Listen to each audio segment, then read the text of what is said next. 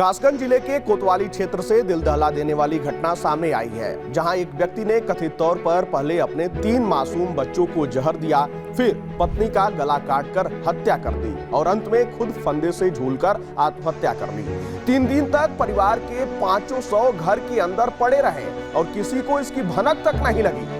घटना का खुलासा शनिवार शाम उस समय हुआ जब एक युवक शादी का कार्ड देने श्यामवीर के घर पहुंचा। उसने काफी देर तक दरवाजा खटखटाया और नाम लेकर आवाज लगाई, लेकिन अंदर से कोई प्रतिक्रिया नहीं मिली। आसपास के लोगों से पूछने पर पता चला कि घर में पिछले 3 दिनों से कोई हलचल नहीं थी। संदेह होने पर पुलिस को सूचना दी गई।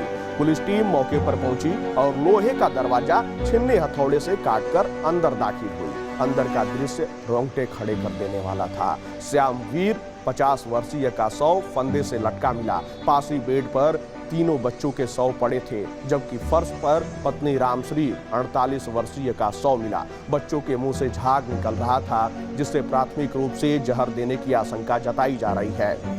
वहीं मृतकों की पहचान श्यामवीर, पत्नी रामश्री, बेटियां प्राची 12 वर्षीय, आकांक्षा 10 वर्षीय और बेटे गिरीश लगभग 9 वर्षीय के रूप में हुई है।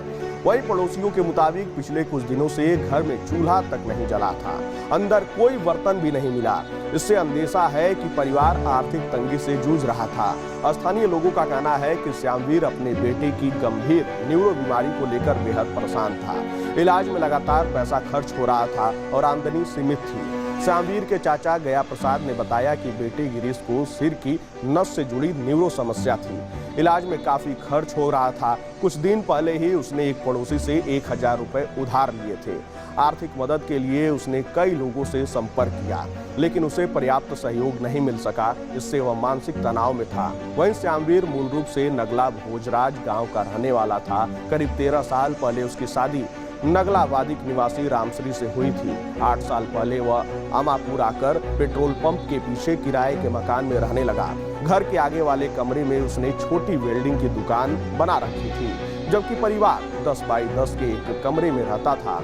उसकी बड़ी बेटी प्राची 7वीं, आकांक्षा 5वीं और बेटा गिरीश 4ठी कक्षा में पढ़ता था। 2 बहनों की शादी हो चुकी थी। परिवार सीमित संसाधनों में जिंदगी गुजार रहा था।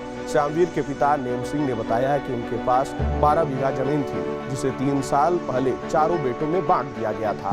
पिछले 4 महीनों में श्यामवीर से उनकी बातचीत नहीं हुई थी, क्योंकि आपसी संबंध ठीक नहीं थे। वहीं ससुराल पक्ष ने आरोप लगाया है कि पिता ने कभी श्यामवीर की आर्थिक मदद नहीं की। वहीं घटना की सूचना मिलते ही क्षेत्र के पुलिस अधिकारी और प्रशासनिक अफसर मौके पर पहुंचे। पुलिस ने सभी शवों को पोस्टमार्टम के लिए भेज दिया है। जांच अधिकारी के अनुसार प्रथम दृष्टया मामला आर्थिक तंगी और पारिवारिक तनाव से जुड़ा प्रतीत होता है।